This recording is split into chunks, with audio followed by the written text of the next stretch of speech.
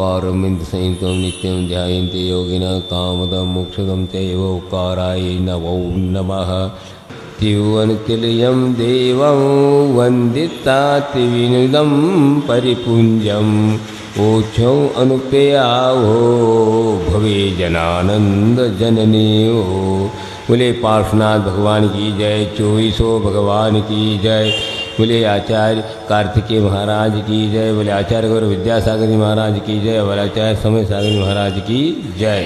ज्येष्ठ और श्रेष्ठ मुनि श्री योग सागर जी महाराज की, समस्त मुनि संघ की।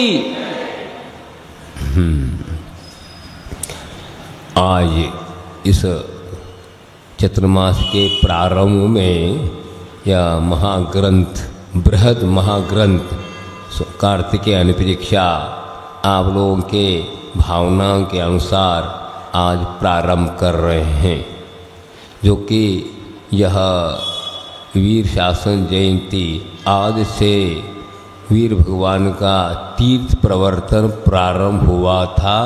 दिव्य धनी के प्रसाद से द्वादशांग की वाणी की रचना हुई, जिसके फलस्वरूप आज यह जैनियों का नूतन वर्ष है।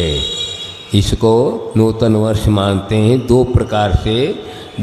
दिवाली को भी नूतन वर्ष मानते हैं और इसको भी मानते हैं। अलग अलग आचारों के ये मत हैं। उसी अनुसार यह वीर शासन जयंती का यह प्रथम वर्ष प्रारंभ, नूतन वर्ष प्रारंभ हो रहा है, जो कि आप लोगों के नगरी में हम लोगों का आचार्य महाराज के आशीर्वाद से यहाँ आकर के आप लोगों के यहाँ हम लोग साधना करने के लिए आए हैं। साधना के साथ साथ हम जो अध्ययन कर रहे हैं, आप लोगों की भी इच्छा रखते हैं, उसी अनुसार आप लोगों को भी कुछ हम परोसना चाहते हैं। आपके इच्छा अनुसार परोस रहे हैं, अपने अनुसार नहीं। मैंने पूछा था कौन सा ग्रंथ लगाएं, आप लोग जो कहो इस हिसाब। तो यहाँ पर कई प्रतिवर्ष कुछ न कोई चतुर्मास करते ही हैं, जिसके कारण कई ग्रंथों की यहाँ पर वाचना हो चुकी है। अंत में पता चला कार्तिक अनुपेक्षा या ग्रंथ यहाँ पर नहीं हुआ है। तो आज हमने कहा यह अच्छा प्राकृत ग्रंथ, यह द्वादशांग 12 भावनाओं का कथन अनुप्रेक्षा अर्थात बार बार चिंतन किया जाता है, इसको कहते हैं अनुप्रेक्षा। देखिए, जब तीर्थंकरों को वैराग्य होता है तब वे ऐसे 12 भावना भाते हैं, जिसके फलस्वरूप लोकांतिक देव आकर के चरणों में नमन करते हैं और धन्य धन्य कर करके उनकी वाणी को सराहते हैं। तो वैराग्य को पैदा करने वाला यह महाग्रंथ है। बार बार चिंतन करने से आचार्य मान कहते हैं घर को छुड़ाने में जो अनन्य कारण है तो 12 भावनाएं। देखिए, लोकांतिक देव जो कि देवर्षि कहलाते हैं और वे 12 भावना का ही चिंतन करते हैं, वे ब्रह्मचारी कहलाते हैं। वैसे संयम नहीं है, फिर भी वहाँ देवियों का समागम नहीं है। ऐसे जो कि यह 12 भावना का यह फल है कि अवश्य इस संसार से मुक्ति देने में अनन्य कारण है। कई प्रकार के भावनाएं हैं, 16 कार भावनाएं हैं, अनगार भावनाएं हैं, और भी कई भावनाएं होती हैं। इसी प्रकार ये 12 भावना हैं। तो इन 12 भावनाओं को भव्य जीव या अंतरंग से जपता है तो वह ये संसार से मुक्ति पाता है। राग द्वेष मोह को शांत करने में अनंत कारण है। जो कि आप कार्तिकेय अनुप्रेक्षा जो आचार्य हुए, ये बहुत वैराग्यवान थे। इनकी हिस्ट्री, इनके इतिहास इस किताब में दिया होगा, पढ़ लेना। बहुत इन्हीं वैराग्य पैदा करने वाला क्या है, उनकी इतिहास है। तो इसी पंचम काल में हुए हैं और इन्होंने द्वादशांग जो इसको ही उनको वैराग का कारण बना, इसलिए उन्होंने क्या किया, यह अनपरीक्षा लिखी है। वैसे कुंद कुंद आचार्य में लिखा है और यह बृहद रूप में है। यह आपके यहाँ यह प्रारंभ किया जा रहा है। इस पर शुभचंद्र आचार्य ने टीका भी लिखी है। इस ग्रंथ में कम से कम करीब करीब 500 गाथाओं के द्वारा यह रचना हुई है। 12 अनुप्रेक्षाओं पर लिखा गया। 491 गाथाएँ हैं। गाथाएँ किन्हें कहते हैं? प्राकृत में जो आर्या छंद से में लिखा जाता है उसको गाथा कहते हैं, और अनुष्टुप को क्या कहते हैं? श्लोक कहते हैं। अलग अलग छंदों के अलग नाम हैं, लेकिन इसको गाथाएँ कहते हैं। जो आर्या में लिखा जाता है उसको गाथा कहते हैं, प्राकृत में जो होता है। तो अभी आपके सामने मंगलाचरण किया। मंगलाचरण में क्या कहते हैं? त्योहन तिलयम देवं वंदिता। 3 लोक के तिलक अरहंत भगवान, उनको मैं नमस्कार करता हूँ। और कहे त्योवन इदम परिपुंजम, 3 लोक के इंद्रों के द्वारा अर्थात 7 इंद्रों के द्वारा पूजित ऐसे 3 लोक के तिलक अरहंत भगवान को नमन करता हूँ। और ओछा में कहना चाहता हूँ अनुपेक्षा को, भवी जनानंद जननियो, भवी जनों को आनंद को उत्पन्न करने वाला है। जननी आता जिस प्रकार माता बच्चों के लिए आनंद देती है, इसी प्रकार ये क्या है? यह ग्रंथ भवजीवों के लिए है। देखिए भवजीव कहा जाता है, अभवी को नहीं। बताओ, भगवान की वाणी भी उस पर असर नहीं करता। अभव जीव साक्षात भगवान का दर्शन नहीं कर सकता। भले ही समोसन में जाए, लेकिन समोसन में पूरे नहीं जा सकता। कुछ एक सीमा है, वहीं तक जा सकता। कैसे परिणति है? हाँ, ये किसी ने बनाया नहीं, ये अपने आप में है। बताओ, अभी हम लोग भी अभव जैसे तो हैं। अभी तक हम लोगों का कल्याण नहीं हुआ। हाँ, कल्याण की भावना रख रहे हैं, लेकिन अभी तक हुआ नहीं इस अपेक्षा से। इसी प्रकार एक बार शिष्य ने गुरु से शंका की, भगवान ये बताओ मैं भव्य हूँ कि अभव में हूँ? तो गुरु महाराज ने कहा यह पारणामिक भाव है, इसलिए मैं नहीं बता सकता। यह जो है केवल गम्य है, गणधर भी नहीं बता सकते। बताओ, गणधर क्यों नहीं बता सकते? क्योंकि ये स्वभाव है। स्वभाव को हम क्षौप्षम ज्ञान के द्वारा जान नहीं सकते। भले गणधर भगवान 4 ज्ञान के धारी हैं, हाँ सब कुछ है, और रिद्धिधारी सब कुछ है, लेकिन नहीं केवल ज्ञान ही जान सकते हैं।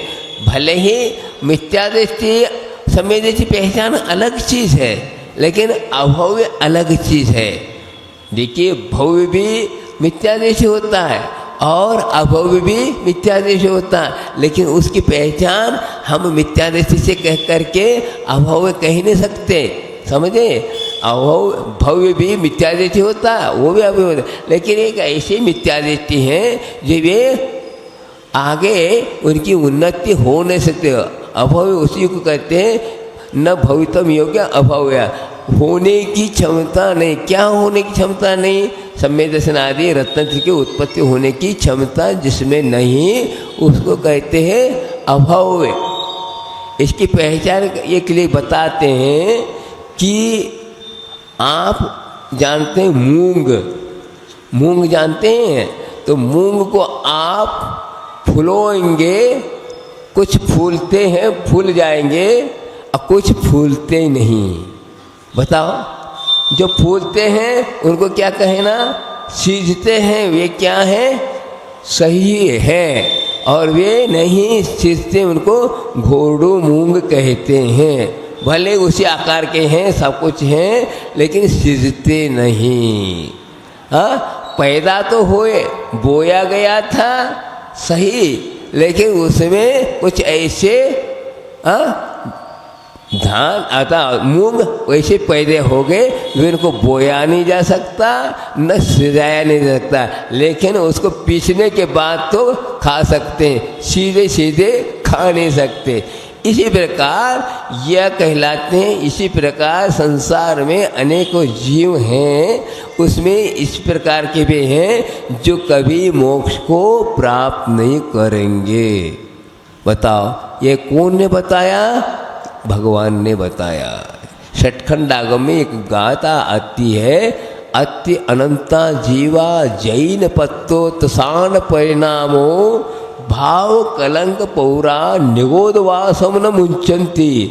तो ऐसे इसका अर्थ है, ऐसे भी अनंत आत्मा है आज तक त्रिसत को प्राप्त नहीं हुए हैं। हम लोग बहुत ऊपर आए हैं, त्रिसत को पाए हैं, त्रिसत में भी मनुष्य पर्या को प्राप्त किए हैं। देखिए कितना पुरुषार्थ किया, बहुत है बहुत पुरुषार्थ। एक इंद्र से कहाँ जितनी दुर्लभ पर्याय प्राप्त किया। ये भी है शास्त्रों में ये बताया, स्वाध्याय करते हैं, लेकिन स्वाध्याय के साथ अपने जीवन में उतारने का चेष्टा करने चाहिए, तब ठीक है। पढ़ करके अखबार को पढ़ करके छोड़े जैसे मत करो, समझ लीजिए। इसलिए वैराग नहीं हो रहा है। बात स्वाध्याय करने वाला उसको जीवन में उतारने के लिए है, केवल मनोरंजन के लिए नहीं। अरे स्वाध्याय किया, अरे इससे निर्जरा तब होगी स्वाध्याय करने से, उसके अनुसार हम आचरण करते हैं तब, नहीं तो कुछ नहीं। ज्ञान तो प्राप्त हुआ, ज्ञान के साथ क्या होना चाहिए? अज्ञान दूर होना चाहिए। अज्ञान तब दूर होता है, अपने जीवन में कुछ संयम लेता है, व्रत करता है, सम्यक दर्शन को प्राप्त करता है और भगवान के वाणी के अनुसार जीवन को बनाता है। वह समय यहाँ स्वाध्याय का फल माना जाता है, नहीं तो कुछ नहीं। सम्यक ज्ञान मूलाचार आदि ग्रंथों में ज्ञान किसको कहा? जिन शासन में तो कहा जिस ज्ञान से तत्व का ज्ञान हो, जिससे राग द्वेष घटे, जिसके द्वारा विशुद्धि बढ़े, जिसके द्वारा मैत्री भाव, करुणा भाव और जिसके निमित्त से, जिस ज्ञान से मोक्ष मार्ग में चलने के लिए उत्साहित हो, उसको ज्ञान कहा। ये तो हम करने के बाद भी ये दिखाई नहीं था। इसका मतलब वह अपना यहाँ ये पढ़ने से कोई प्रयोजन नहीं हुआ। ये भी कहा एक जगह, आचारहीनम तो पुनांति वेदा। अर्थात कितनी भी ज्ञान कर लो, कितनी शास्त्र करो, यदि आचरण में नहीं आया है तो वह ज्ञान आपको पवित्र नहीं कर सकता। पवित्र किससे होगा? ये ज्ञान को प्राप्त करके आचरण में लाना, सही ज्ञान जीवन में आना है। केवल पढ़ करके आपने उपदेश दे सकते, सब कुछ कर सकते, लेकिन उससे अपने जीवन में क्या हुआ? अपने जीवन में राग द्वेष मोह घटे, आत्मा में विशुद्धता बढ़ी, आदि आदि हो, तब कहना चाहिए हाँ यह ज्ञान का फल हमें प्राप्त हुआ, यह समझना चाहिए। तो यहाँ ये बताया जा रहा है अनित्य भावना आदि आदि 12 भावनाओं का वर्णन इसमें दिया है। तो पढ़ते हैं और पढ़ करके हमें समझे। तो ऐसे 3 लोग के नाथ कैसे बने? इन्हीं 12 भावनाओं के चिंतन करने से ऐसी विशुद्धि हुई और वे तीर्थंकर बन करके और लोक कल्याण की भावना रखता है। कौन? लोक कल्याणार्था विश्व के जीवों की कल्याण की भावना रखता वह तीर्थंकर बनता है। केवल भावना नहीं, आचार्य महाराज कहते हैं सक्रिय सम्यक्त्व। सक्रिय किसको कहते हैं? बुंदेलखंड में था बहुत सक्रिय गलियाँ, ये जो गलियाँ यहाँ पर सक्रिय, छोटी नहीं, सक्रिय अर्थात प्रयोग में आना चाहिए। सक्रियता अर्थात जैसे आपका धन बैंक में है, काम में नहीं आता, सक्रिय नहीं कर रहा। और यदि आप व्यापार में लाते हैं तो बढ़ता जाता है। इसी प्रकार आपका सम्यक दर्शन को और विकसित करना चाहते हैं, बढ़ा लगते, तो उसका प्रयोग करो। किस रूप में प्रयोग किया जाए? तो इसी प्रकार प्रयोग किया जाए जो यदि धर्म से दूर हो रहा हो, धर्मात्मा पर कोई संकट आ रहा हो आदि आदि, उसको दूर करने की चेष्टा करना, अपने अपने संवेदन को वही को समय देना। सामने कोई धर्मात्मा करने वाला ये है, जैसे कोई किसी धर्म से धर्म करने में कमी कर रहा है, आ नहीं पा रहा, अनेक प्रकार उसकी दिक्कतें आ रही, उन दिक्कतों को समस्याओं को दूर करने की चेष्टा करना, तो क्या है सही समय दृष्टि वो भी इस धर्म में लग जाए और प्रभाव न करे। ये बात है। जैसे अभी आचार्य ने कहा हथकरघा चलाओ। हथकरघा क्या चीज़?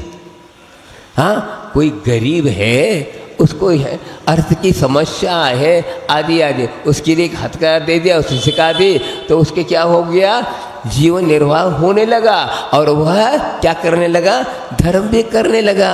आचार्य ने कहा आप निःशुल्क उसको दो और कह दो आज से आप किसी प्रकार से हिंसक चीज़ों को उपयोग नहीं करेंगे, मांस मछली आदि का उपयोग नहीं करेंगे, शराब नहीं पिएंगे। इतनी यदि ये नहीं करते हैं तो हम देने को तैयार है। अब बताओ, एक धर्मात्मा बन गया, अहिंसा धर्म की क्या हुई, प्रचार प्रसार हुआ और धर्म आगे उसके हाथ में, उसका कल्याण हो जाएगा, तो काम आपका होगा। इसको कहते हैं सक्रिय सम्यक।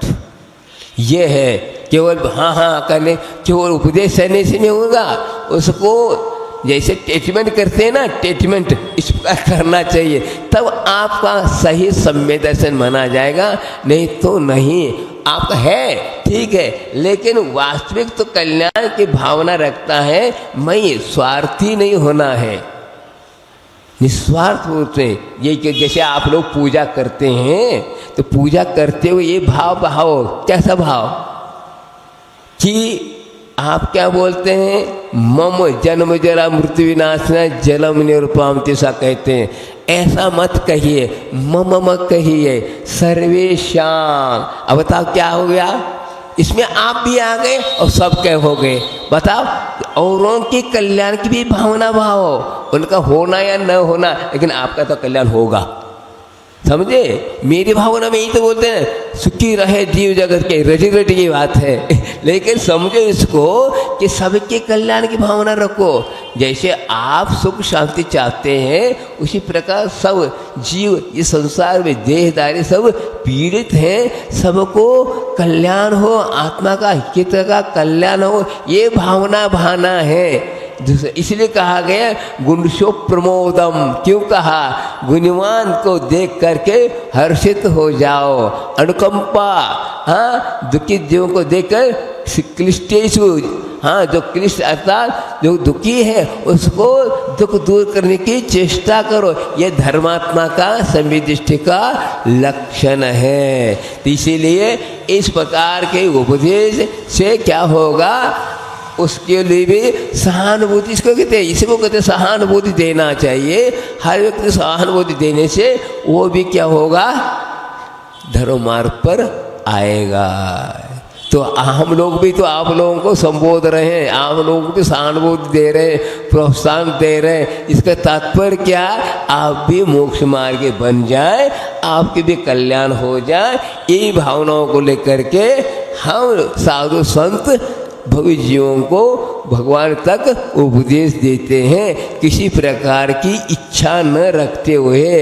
हाँ, निष्प्रह उपदेश दिया का अर्थ क्या है, किसी प्रकार के स्प्रहा अर्थात इच्छाएं, कई प्रकार के कामनाएं वांछाएं, ये जब तक यही तो संसार के कारण है। लेकिन इसे छोड़ करके किसी प्रकार के हमें कुछ नहीं, हमको तो मिल ही रहा है। क्या आचार्यवाद कहते थे, हम भी कह रहे हैं, आचार्यवाद कहते हैं हम तो महावीर भगवान के एजेंट हैं। हमारा काम एजेंट के पास स्वयं का माल नहीं होता, तो मालिक का जो माल होता है उसको ही वितरण करता रहता है, सेल करता है और उसके बीच में मिलता है। आप ले या नहीं लो, हमें तो मिल रहा है। इसी प्रकार आपको उन्होंने बहुत निवेदन किया, बहुत साल से मेरे पास आते थे गुना के लोग, महाराज आप गुना पधारो पधारो। मैंने कहा हमारा अरे निमित्त से कई संग शुरू हो गया, पहले कोई नहीं आ रहा था। यहाँ से लौट जाने के बाद और कई संग यहाँ पर चतुर्मास प्रारंभ किया। मैंने कहा आज, लेकिन आपको तो आना चाहिए। देखो भाई, जब योग आएगा तब योग सागर आएगा। ऐसा आपका ऐसा योग बना तो इस बार आना ही पड़ा। आपका पुण्य हमें प्रभावित किया, हमें आपका पुण्य बुलाने से हम आ गए। ऐसे पुण्य की कई प्रकार के मुख से बोलने से नहीं, वह अकल अपने आप आकर्षित करता है। जैसे चुंबक में शक्ति होती ना, उसी प्रकार शक्ति होती, वह अपने आप जाना ही पड़ता है। हाँ, हम रोक भी नहीं सकते। इसी प्रकार यह पुण्य की बात है। पुण्य किसे कहते हैं ये भी समझ लो। कई लोग पुण्य को क्या समझते हैं, पुण्य है नहीं, पुण्य है नहीं है। अनेकांत से समझो, हे कौन सा है, त्यागने कौन सा, ये समझो। जितने भी हम धार्मिक कार्य कर रहे हैं सब क्या है, पुण्य की क्रियाएं हैं। शुभोपयोग कहा, बात कहिए, शुभोपयोग है। शुभोपयोग कब होता है, सम्य दृष्टि का जो भी क्रियाएं होते वो शुभोपयोग है। समझे, शुभ योग में और शुभोपयोग में अंतर है। क्या कहा, समझे। लेकिन कई लोग ये अर्थ निकालते हैं, शुभ योग और शुभोपयोग एक मानते हैं। नहीं, शुभोपयोग दर्शन मोह के चौपशम से होता है, और शुभ योग कब होता है, कषाय के मंदोदय में होता है। समझो कैसे, अब इसको भी उदाहरण के रूप में समझो। जैसे अभव्य है और कहाँ है, नवे ग्रैविक में है, शुक्लेशा है। अभव्य है और शुक्लेशा है। शुक्लेशा में क्या होते हैं, सभी कषाय मंद हो जाते हैं, क्षय को नहीं प्राप्त होते, मंद होते हैं। इसलिए वह हुआ शुभ योग।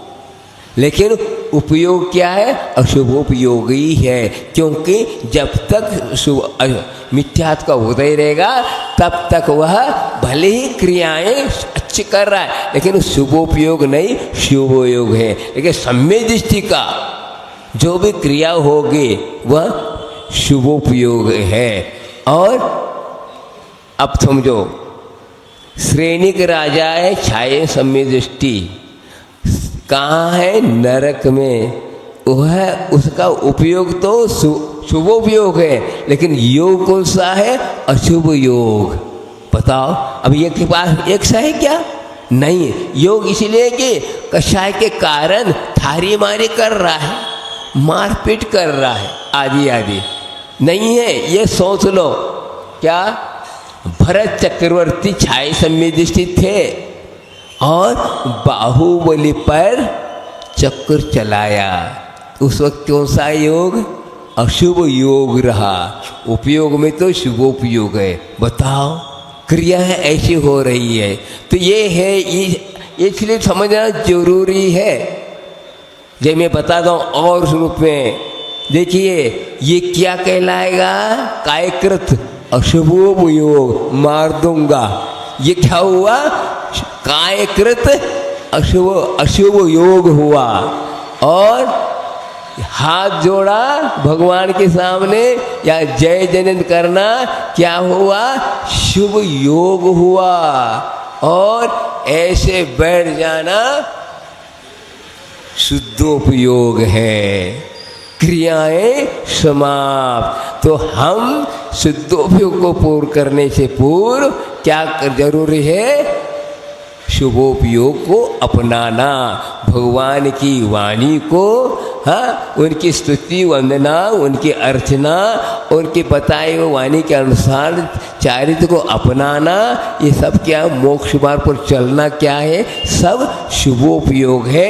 इसी से द्वारा गुणस्थान आगे बढ़ता बढ़ता चतुर्थ गुणस्थान से लेकर के प्रवर्तित सप्तम गुणस्थान तक शुभोपयोग, उसके बाद गुप्त्यात्मक जो अप्रमत अवस्था में शुद्धोपयोग धीरे धीरे बढ़ता बढ़ता वह 12वें गुणस्थान को प्राप्त होता है और शुद्धोपयोग का फल केवल ज्ञान है।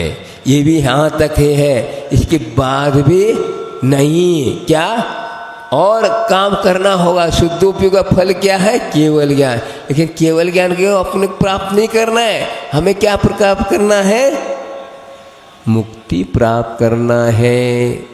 हाँ, तो यह जो भी हम अध्ययन कर रहे हैं, प्रवचन कर रहे हैं या स्वाध्याय कर रहे हैं, क्या सब शुभोपयोग है, शुद्धोपयोग नहीं। आप भले ही समय सार के स्वाध्याय कर लो, कुछ भी कर लो, क्या समय सार के रचयिता कौन थे, कुंद आचार्य, वे भी शुभोपयोग में लिखा है, शुद्धोपयोग में लिखा नहीं जाता। आनंद की अनुभूति की जाती है, वहाँ पर निश्चय की बात है, व्यवहार की बात नहीं। लेकिन सम्यक व्यवहार ही निश्चय की ओर दृष्टिपात कराता है। तो हम केवल स्वाध्याय तो करो, बहुत अच्छी बात, मैं स्वाध्याय की दूर नहीं कर रहा, लेकिन स्वाध्याय का अनुभव आना चाहिए, जीवन में आना चाहिए, तब वो स्वाध्याय का फल। नहीं तो क्या कर्म निद्रा का कारण नहीं बने, ऐसा थोड़ी है। अभौवी को भी 11 अंग का ज्ञान होता है, तो भी वो मिथ्या दृष्टि कहलाता है। और भौवी मिथ्या दृष्टि भी 11 अंग भिन्न 10 पूर्व प्राप्त करके मिथ्या दृष्टि कहलाता है। इस अपेक्षा क्या है बताओ, भगवान की वाणी पर ना सब कुछ हो रहा, उनकी वाणी से उपदेश से कई आत्मा तर गए, लेकिन खुद नहीं तर पाया। क्यों नहीं पाया, यह सोचनी बात है। ज्ञान इतना हो गया, फिर भी वह सम्य दर्शन को उत्पत्ति में कारण नहीं बना, बताओ। और एक पशु है, वह सम्य दर्शन को प्राप्त कर रहा है, बताओ।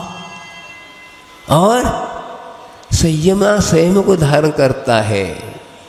आपको मालूम ही पढ़ा होगा, आप केवल द्रव्यान को पढ़ते हो तो सिद्धांत को भी पढ़ो, जिससे आपको पता चल जाएगा। देखिए, मध्य लोक में असंख्यात द्वीप समुद्र हैं, और उसमें क्या है, एक अंतिम समुद्र कौन सा है, स्वयंभू रमन समुद्र और स्वयंभू रमन द्वीप।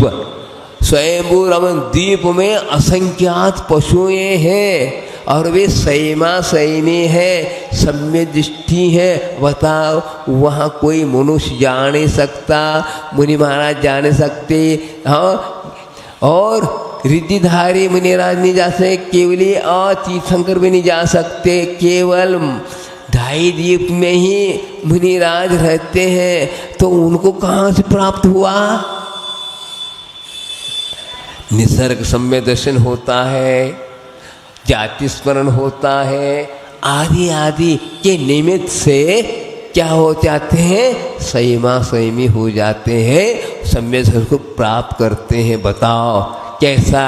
तो हम यहाँ पर कितने साधन मिले हैं, उपकार, वहाँ न वो मंदिर है, न शास्त्र है, न सुनाने वाले हैं, कुछ भी है, कुछ नहीं।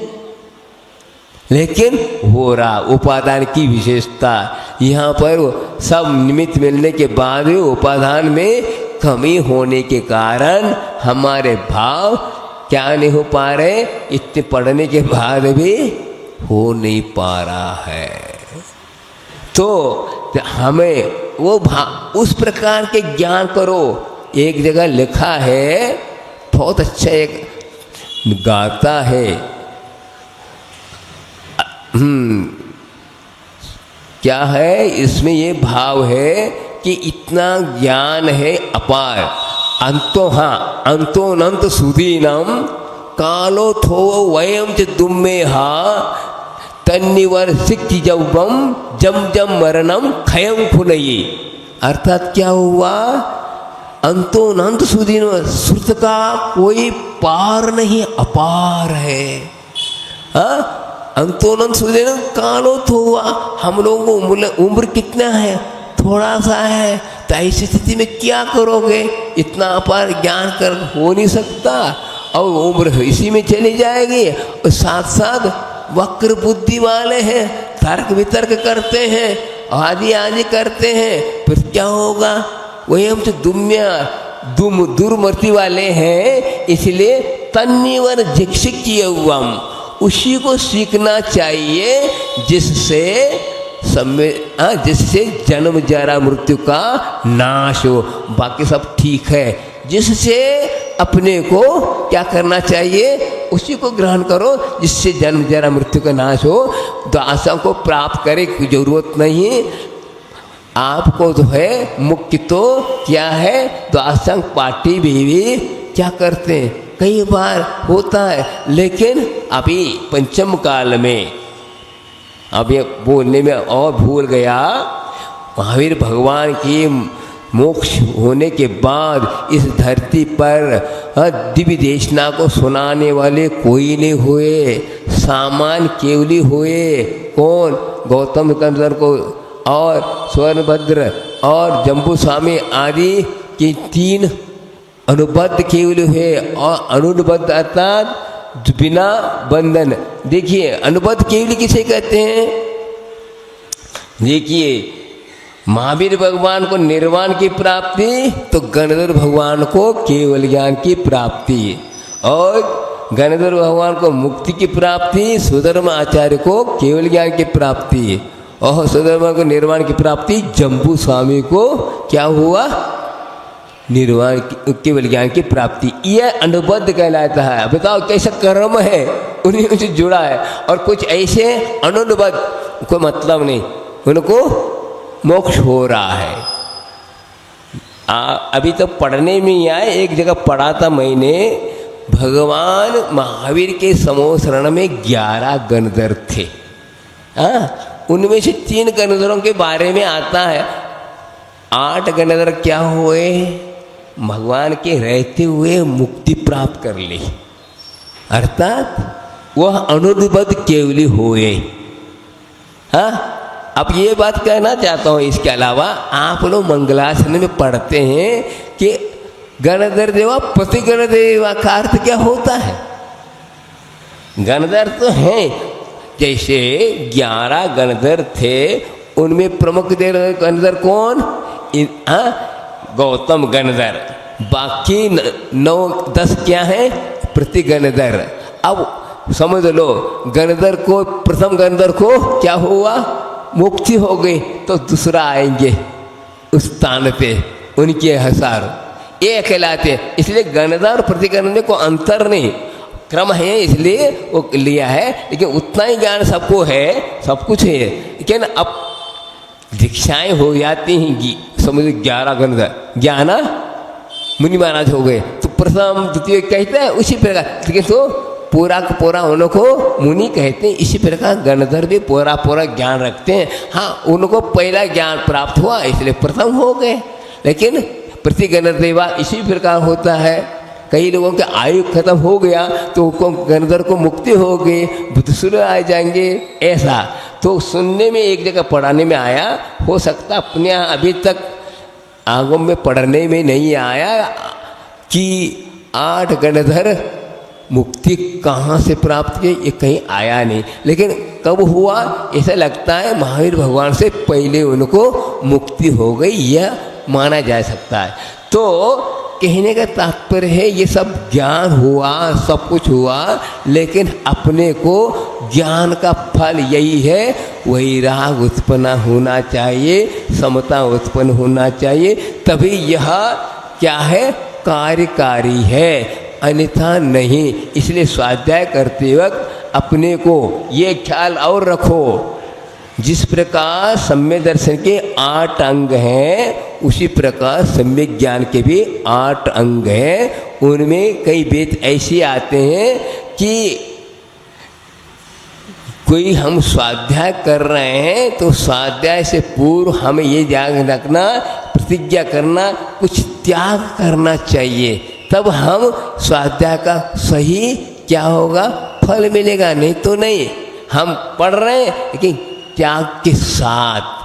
हम जब तक एक कार्तिकेयन परीक्षा पूर्ण नहीं होगा तब तक कुछ न कुछ आपके प्रिय इच्छित वस्तु का त्याग करना, ये क्या हुआ, संयम आ गया, त्याग हुआ, इससे कर्म की निद्रा होगी। ये है मुख्य। तो ये क्यों ध्यान नहीं देता, कर रहे कोई भी स्वाध्याय करते हैं तो पहला श्रुत की भक्ति करना चाहिए, कायसर करना चाहिए, आचार्य की वंदना करना चाहिए, तब यह शुरू करना चाहिए, तब यह सही स्वाध्याय का रूपरेखा बना। उठा ले अखबार से शुरू करें ऐसा नहीं, इसको प्रतिज्ञाबद्ध करना चाहिए। हम पढ़ रहे हैं 451 गाथाएँ पढ़ रहे हैं तो उसके हम ख्याल रखें, इतनी दिन तक हम ये चीज़ त्यागेंगे, हम नहीं लेंगे। इससे बहुत सही कर्म निद्रा होगी, इसके बिना नहीं होगी, समझे। हाँ, ये वितराग वाणी इसका 8 अंगों में ये भी है, समझे। तो हम इस प्रकार ध्यान दें तो भविष्य जब उनको क्या देने वाला है, आनंद देने वाला है। इसमें संक्षिप्त में संस्कृत में आप इसको भावों को और उद्घाटित करते हैं। क्या कहना चाहते हैं, वक्षय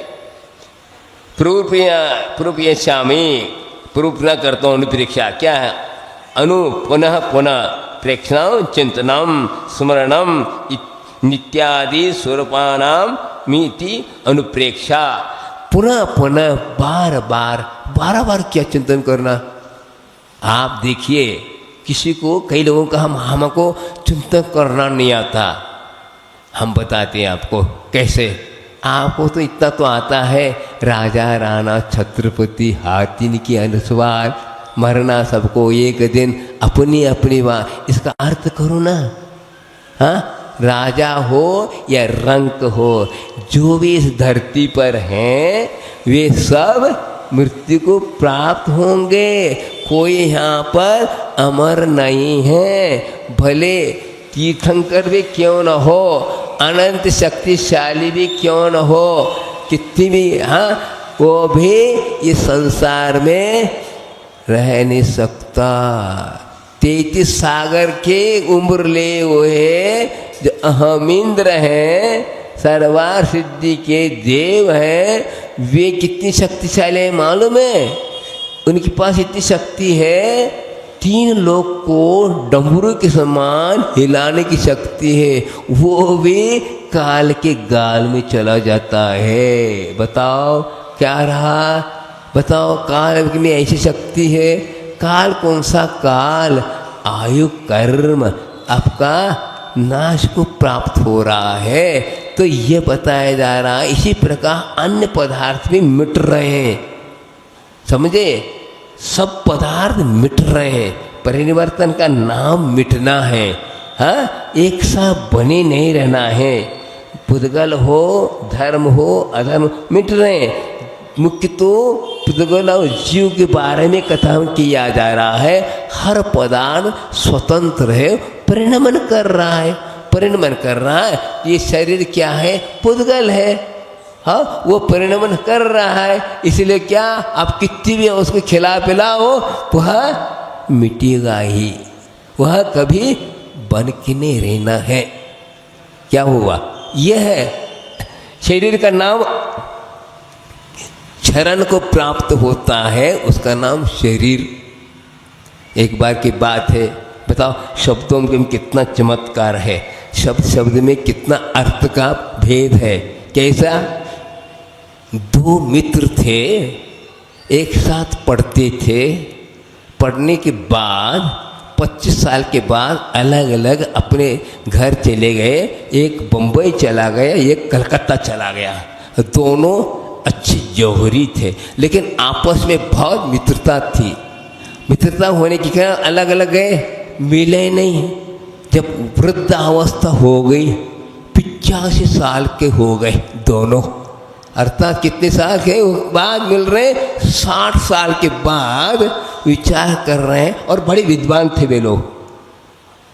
एक बम्बई वाला सोचता है कि कलकत्ता वाले मित्र से मिलो, अब जिंदगी का कोई भरोसा नहीं, मित्रता का एक बार और अनुभव कर लें। और बम्बई वाला मित्र जाकर बोलता है, मिलता है, खूब आनंद आता है, फिर पूछता है कैसा कैसा है, कैसा है वो, क्या हाल है? हाँ, देह से शरीर को प्राप्त हो रहा हूँ कह दिया। मतलब देह और शरीर तो एक ही है। उसने उसने बोला कैसा हाल है? हाँ, देह से शरीर को प्राप्त हो रहा हूँ। हाँ, ये कहता, हाँ ये तो संसार की रीत है। सुनने वाले आपस में बैठे, क्या मूर्खता है, बड़े विद्वान है ये लोग, और ऐसी बातें कर रहे हैं, शरीर से देह से शरीर को प्राप्त हो रहा हूँ। हाँ, बात क्या है, हर शब्दों में अर्थ छिपा हुआ है, अलग अलग नाम होती हुए भी कुछ ये बातें।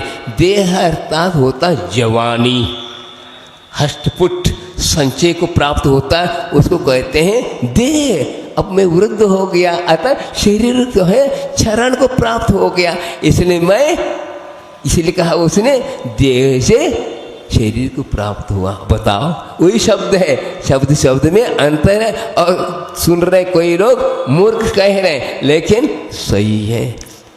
तो हमें यहाँ पर समझना है कि सब पदार्थ अनित्य हैं। पदार्थ द्रव्य तो नित्य है, लेकिन पर्याय अनित्य है, इसलिए इसको अध्रुव कहा। द्रव्य अध्रुव नहीं, पर्याय मिट रही है, मिटती जा रही है। जैसे अभी आम के प्रसंग, आम का मौसम चल रहा है ना, अब समाप्ति पर है। जब आम लगता है छोटा हरा भरा रहता है, फिर बाद में वही पीला हो जाता है, बड़ा हो गया, फिर बाद में काला हो जाता है। बात आम ही है, लेकिन काला ये परिणमन हो रहा है कि सड़ने की ओर। पहला कच्चा था, फिर भी पक गया, फिर पकने के बाद सड़ना, यही को कहते हैं परिणमन। इसी प्रकार शरीर की में परिणमन हो रहा है, इसको कहते हैं। लेकिन आत्मा न कोई किसी प्रकार का न वृद्ध हो रहा है, न जवान हो रहा है, न बालक हो रहा है। इस शरीर के निमित्त से आत्मा पर कहा जाता, यह बालक है, यह जवान है, यह वृद्ध है। इस प्रकार समझ लो। आप द्रव्याणु को पढ़ रहे हो, द्रव्य को समझो से ये समझ करके देह के प्रति उसका अपना उपयोग करो, आत्म कल्याण करो, तब ठीक है। नहीं तो हाँ हाँ करने से क्या होता है, यह बताया जा रहा है कि स्मरणम नित्यम नित्यम स्वरूप। इसलिए बार बार स्मरण करना क्या है, अनुप्रेक्षा है। निज निज नामानुसारेण तत्वानुचिंतनम अनुप्रेक्षा। अलग अलग तत्व हैं, उन तत्व के अनुसार चिंतन करना क्या है, अनुप्रेक्षा है। ताम कथाम, वो क्या है, भव्य जनानंद जननीयम। वह क्या, यह जो है भव्य जनों के लिए आनंद को उत्पन्न करने वाला है। भाविनी सिद्धिर येषाम ते भव्या। जिसको भाविनी, तो कालांतर में शिद्दत को प्राप्त करने में जो क्षमता रखता है उसको कोई भव्य है। ते जनाश्च लोकः तेषाम आनंदो। जो भव्य जीव हैं उनको आनंद को देने वाला है। हर्षो अनंत सुखम तस्य जनन्यो मातरम। माता के समान उत्पन्न करने वाली है वह। इस प्रकार क्या है, द्वादशान अनुप्रेक्षा ये है। उत्पत्ति हेतुत्वा, इस प्रकार के उत्पत्ति में हेतु है। किम कर्त्वा, क्या करके, वंदित्वा, नमस्कृत्य, नमस्कार करके। किसको नमस्कार, कम देवम, देव को दिविति क्रीडति परमानंदे इति देव, जो देव क्रीड़ा को प्राप्त होता कक्ष में परम आनंद में क्रीड़ा को प्राप्त हुआ वह देव कौन? देवादिदेव अरहंत भगवान सिद्ध भगवान। अथवा दिविति कर्माणि जे तुम इच्छति इति देवा, वह देव हैं जिन्होंने कर्मों को जीतने में समर्थ रखते हैं, उनको देव कहते हैं। वही देवादेव जिन देव कहते हैं, जिन उनको कहते हैं जिन्होंने जीत लिया। किसको जीत लिया? हम भी जीतने में लगे हैं, लेकिन पर को जीत रहे हैं। अपने आप को जीतना बहुत कठिन है। आज तक हम अपने आप को जीत नहीं पाए हैं। देखो, पर को जीतने में हिंसा है, अपने आप को जीतने में अहिंसा है। इसलिए अपने आप को, इसलिए अहिंसा को अपनाते हैं। अपने आप को जीतना है, इसलिए अहिंसा धर्म को अपनाना चाहिए। दिविति कोटि सूर्यादि तेजसा द्योतता इति देव। और कौन से देव? कैसे और देव हैं? कोटि सूर्य चंद्रमा के समान प्रकाशमान है, ऐसा जिनके पास केवल ज्ञान आदि गुण हैं, उनको देव कहते हैं। अरहन अर्थात अरहंत। अब आता हूँ, एक बात और कहना चाहता हूँ आप लोगों को कि अरिहंत और अरहंत में अंतर है। समझ में आए? अभी कोई सुना अभी तक आप लोगों ने? अरिहंत और अरहंत में अंतर है। अरिहंत जो है सामान्य केवली, और अरहंत जो होते हैं तीर्थंकर केवली, जिनके पंच कल्याणक होते हैं, जिनके समोसन की रचना होती है, जिनकी जो है सत इंद्रों के द्वारा पूजित होते, उनको कहते हैं अरिहंत। तो इस भरत क्षेत्र में 24 तीर्थंकर हुए, वो क्या है? अरहंत। और बाकी सामान केवली बाहुबली भरत राम पांडव, हाँ, और आदि जितने भी हुए सामान केवली, वो अरिहंत। अरि अर्थात जिन्होंने मोह रूपी कर्मों को जीत लिया, वह क्या कहलाएंगे? अरिहंत। और अरहत पूजायाम जो इस प्रकार होते, लेकिन केवल ज्ञान में कोई अंतर नहीं। समझे? सामान केवली और जो तीर्थंकर, केवल ज्ञान में कुछ नहीं। बाहरी जो पुण्य प्रभाव वो ये सब दिखा रहा है, ये सब उनका है। समझे? जैसे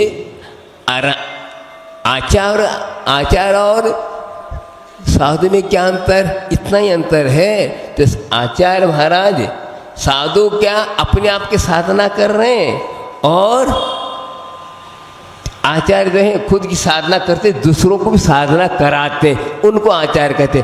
बात एक ही है, वो भी 28 का पालन करें, सब कुछ है। वे भी सप्तम छठम में गुणस्थान प्राप्त कर रहे हैं, साधु भी प्राप्त कर रहे हैं। लेकिन इतना विशेषता है कि खुद वो है दूसरों को भी चला रहे हैं, इसलिए एक उपाधि उनको मिली। इसी प्रकार अरहत भी एक उपाधि है। देखिए, 14 गुणस्थान तक साधु कहलाता है। क्या कहा? साधु। साधु जो साधना कर रहा है वो साधु, तो वो भी आराधक ही है।